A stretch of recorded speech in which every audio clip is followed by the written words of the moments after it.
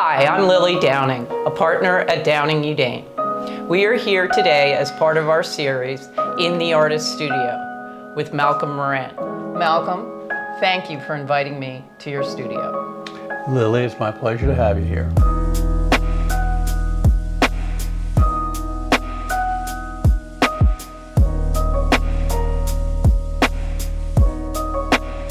Malcolm, you grew up in New Orleans in Mexico. Were you always an artist? I know that you had a business career as well. Did you do art before business or after? Well, it's a long story, Lily, and it starts with art and then moves to art school and then to business after I started having a family and then back to art. So it was it's a story which has a bunch of chapters. Art does not happen in a vacuum. Can you tell me some of your influences, both artistically, emotionally, and spiritually?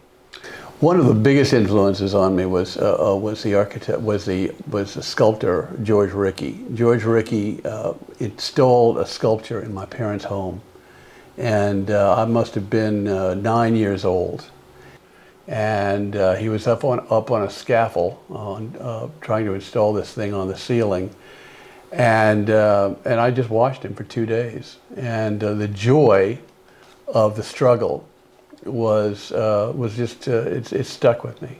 It was stuck with me in a big way, and I think from that time on, I decided that looking and seeing and experiencing and expressing myself and my feelings and thoughts with images was just something I wanted to do. A lot of people think of David Cohen and they think of the abstractions, but I actually have a great affinity for his work with his friends and people he knew, and there was a real connection between his work, what he was expressing, and his affection for the people he was working with. David Hockney was the same. One of my favorite things to do is to sit in the studio and have somebody who's interested in buying something, or just talking to me about it, or talking to me about art, sit there and talk to me, because if the painting reflects me and they're looking at the painting, then we're having a sort of a three-way conversation, and they're infusing something of themselves into that painting as well, and then I can talk to them about that. It's just a very intimate thing for me to do. So in looking around the studio, and it's so nice to be back in your studio again, I see that you're back to painting oils. Now, you spent a long time painting oils many, many, many years ago. What brought you back to these? And one of the problems I had with oils in my earlier years was fighting the medium. The medium was not, I was not working with it. And by working with monotypes, I really began to understand that the ink had a say-so in how this thing was going to work out. And so as I let that happen, I noticed that the work would get better and better and closer to what I was looking for. Malcolm, you have been painting these boats for 8 to 10 years, and you're almost myopic in the sense that the boats have become your muse. So what you're looking at here is a carack. It's a boat which I saw for the first time 8 years ago when I was in Ireland.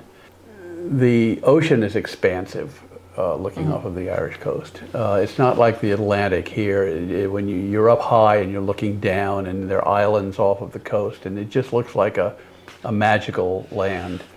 And way off in the distance, I noticed these tiny little fishing boats which were there. They looked like tiny little specks on the water. My family had come over to America from Ireland, and I really didn't know. Like a lot of Irish, I didn't really know anything about their journey or what prompted them to come, or the struggles that they had once they got here. You know, like a lot of people, you would rather talk about all of the successful things you've done in life rather than the struggles you got there to be successful. That passage and these boats in particular represented just a tenacity and a determination that, you know, I really hadn't appreciated so much in my own family members. You know, you look at your family and you think, they're just my family. But then you realize that over generations, they got there for some reason. And the reasons usually involved a great deal of sacrifice and grit. Mm-hmm. And also tragedy and loss and life and death and all of those things. So this boat began to sort of take on all of these characteristics which just resonated with me. They sort of in many ways reflected my own experience. So Malcolm, we talked about the process of you making oils, and we talked about the process of you making your monotypes, but there is another part of what you make, and those are the collages. And I'd love to hear a little bit more about how your work in collage ends up being one of the oils, but also how it redirects your mind. Well, there are several things. One is they're small, so I don't have to labor long and hard over them. And as a result, they are, it frees me up to be much more playful.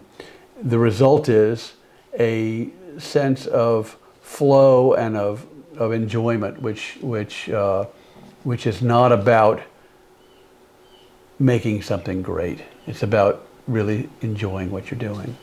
And so, as a result, I've always warmed up with collages, with the whole notion of cutting and pasting and gluing, and it allows a fluidity which just allows you to play with things. So if I think I know everything in the world about textures, I'll just try something I've never tried before. So when you're doing these, when you're in the middle of an oil painting, will you actually, and maybe you get stuck, will you go and play in collage? Or do you only do collages as a series, and a monotype as a series, and a painting as a series? Or are you working with things all at the same time? I work with several things at once. You can see from the studio, I'll have something on an easel, I'll have something I'm working with oils, I'll be working with gouache on one table. And when I feel stuck in something, I'll just move to some other place.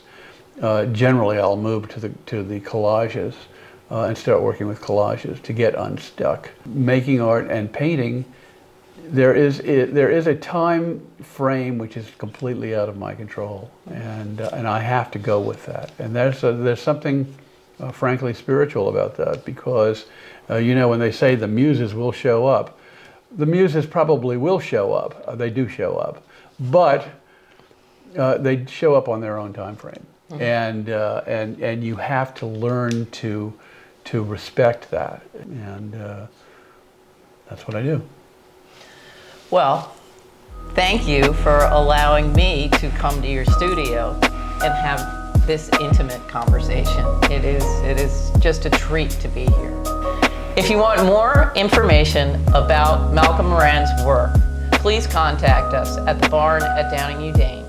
We look forward to hearing from you.